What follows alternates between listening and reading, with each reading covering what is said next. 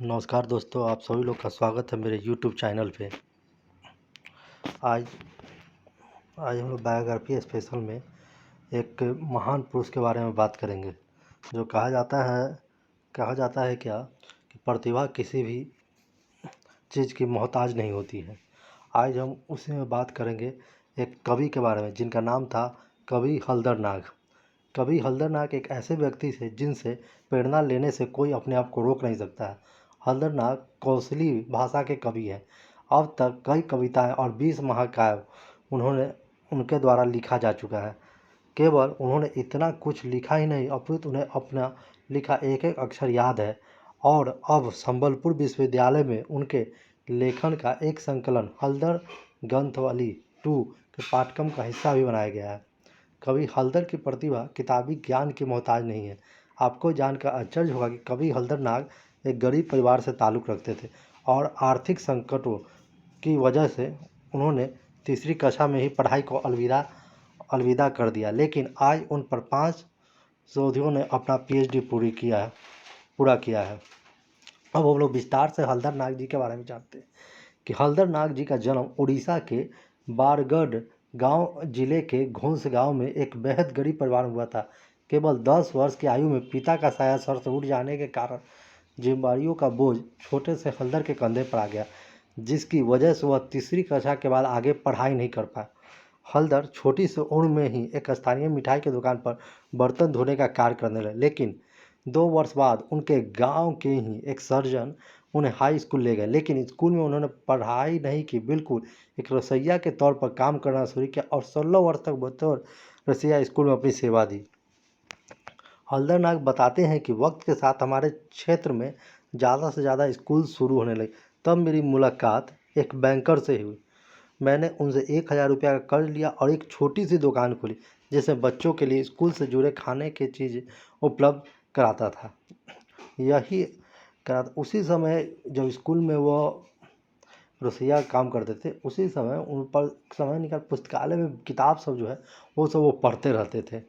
और उसी में उनका जो है ना, स्कूल जब वो दुकान खोली तब उनके पास बहुत समय बचने लग गया। तब वही दौर था जब हलदर नाग का सामना अपनी प्रतिभा से हुआ और उन्होंने 1990 में अपनी पहली कविता थोड़े बरगज यानी द ओल्ड बनाना ट्री की रचना की और अपनी इस कविता को उन्होंने स्थानीय पत्रिका में प्रकाशन के लिए भेजा। इसके साथ ही उन्होंने अपनी 4 अन्य कविताएं भी भेजी। हलदर की सभी कविताएं प्रकाशित भी हुई जिनसे उनका बहुत उत्साहवर्धन हुआ और लोगों द्वारा उनकी कविताओं को भरपूर सराहना मिली। हलदर नाग बोलते हैं, यह मेरे लिए बहुत सम्मान की बात थी और इस वाक़या ने मुझे और अधिक लिखने के लिए प्रोत्साहित किया। मैंने अपने आसपास के गांव में जाकर अपनी कविताएं सुनाना शुरू किया और मुझे लोग से सकारात्मक प्रतिक्रिया मिलने लगी। उड़ीसा में लोक कवि रतन के नाम से प्रसिद्ध हलदर की कविताओं का विषय प्राकृतिक समाज, पौराणिक कथा और धर्म पर आधारित होते हैं। वह अपनी लेखनी से समाज में व्याप्त कुरीतियों को समाप्त कर सुसंस्कृत समाज का निर्माण कराना चाहते हैं। उनकी रचनाओं की मुख्य भाषा कौशली है।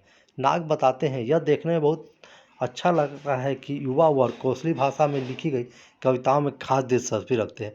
हलदर नाग मानते हैं कि कविताओं का वास्तविक जीवन से जुड़ाव और उसमें एक सामाजिक संदेश का होना आवश्यक है। उनकी एक और विशेषता यह है कि वो जो कुछ भी लिखते थे उसे याद कर लेते थे। सुनने वाले को केवल उन्हें कविता का नाम और विषय बताने की ज़रूरत नहीं थी।